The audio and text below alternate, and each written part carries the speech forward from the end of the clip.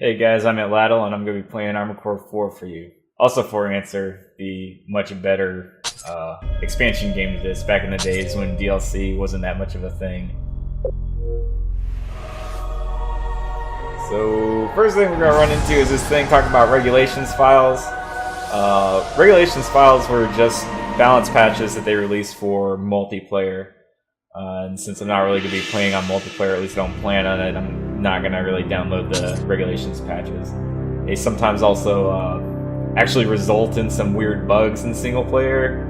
If you want to look up the God of Quick Boosting, you can see some of the stranger things got introduced in the single player campaign. But let's go ahead and start with the new game. I'm just going to start with a fresh save, nothing else, no new game plus stuff. So you can live the pain with me. Okay. First thing let's do is turn up the brightness a lot, which you'll be thanking me later when we get into some really dark areas. And let me change the control scheme to type B. So I'm using the triggers because type A results in some weird stuff if you take a look at this. Where you're unfortunately trying to use both the shoulder buttons and also the right stick while actually firing using X and A, which is not okay. So we're going to switch that to B. So we're using something a little bit more modern where we're actually using, your shoulder buttons to shoot. Makes it a lot easier. And then the thing you're doing less often, which is switching weapons, you then use A and X for. And I'm going to turn this off because weapon auto switching does some weird stuff.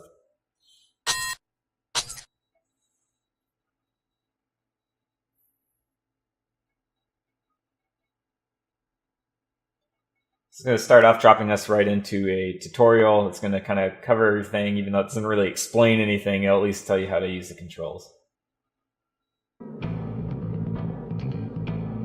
So you got this super slick baseline as we walk slowly into stuff.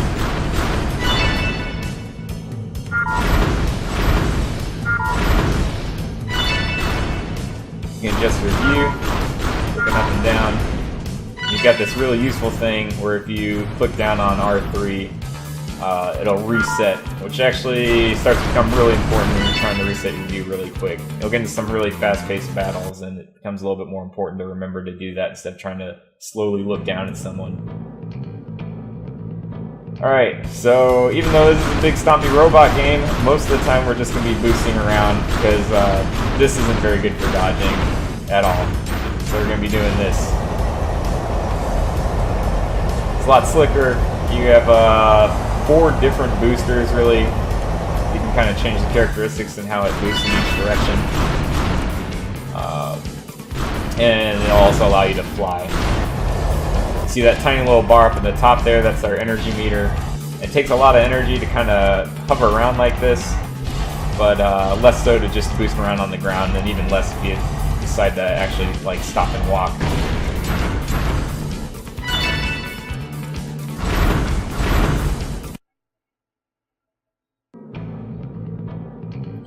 Here's the thing that's really slick, and the thing that makes this game really exciting is quick boosting. So what you can do is if you need to dodge, get out of the way really quick, you can just do a little something like this.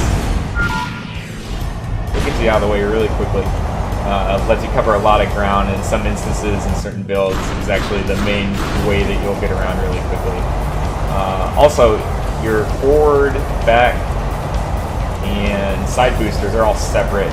So even though there's a cooldown, you can actually do some really quick chain boosting by using different sets, something like that.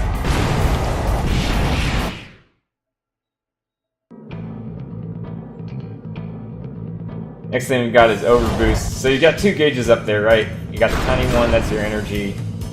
You got the fatter one that's next to your armor points, which is actually called your primal armor or Kojima particle gauge, whatever you want to call it. So it's both your shield and your fuel for using this overboost thing. So if I hit Y real quick, you see I'll run out of it really quickly, but I'll come back. It's going to regenerate really quickly in this tutorial.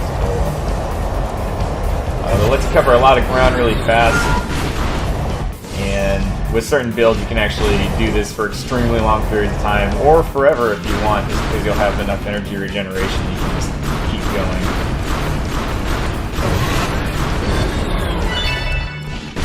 It's more useful on some builds than others.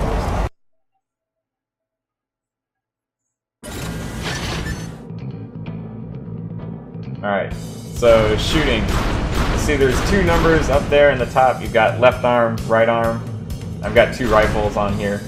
The number to the left is going to be the total amount of ammo. A number to the right is how much is in my magazine. So you'll eventually see, well, I guess maybe not in this, you'll have to reload. And that causes you to stop for a little bit, and it's sort of From Software's way of trying to balance out machine guns. Because it used to be in a lot older games, people would just take these machine guns with 1,000 rounds in them and just hold down the shoot button and never ever stop. So this actually forces them to either pace themselves or opens up a gap for other people to take shots at them with.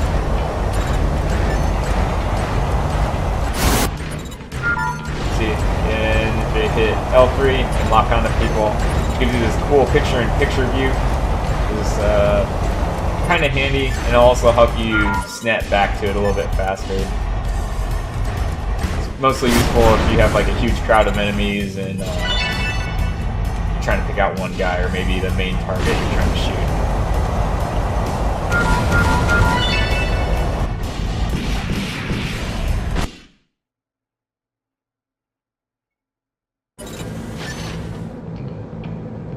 There's a lot of weapon types we'll be going over later, but really you can have a total of 5 weapons mounted. If you look here, well, you can't really see the shoulder weapon, but you've got left arm, right arm, something in your shoulders, and then your 2 back weapons. Now you can only really have your 2 weapons firing at a time, right? And you have to switch between your left arm and your left shoulder, right arm, right shoulder. But same time it's pretty easy. Oh, we got this cool little pretty handy, not as handy as in some of the other games.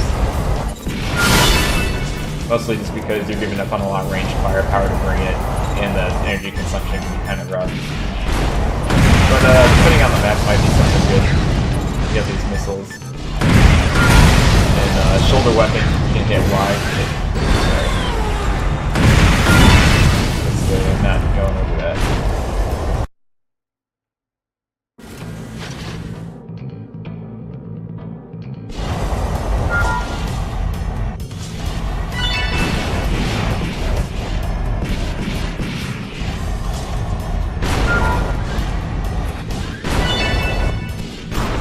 Switch weapons. And one thing that's also fun is later on we'll see you can go into a mission overweight and then drop certain weapons depending on what you want to get rid of or what's not suited to the particular mission. Here we've got these shoulder missiles. Pretty handy. They're generally shorter range and something you'll add on later. But that way you can be dual wielding and shooting missiles at the same time.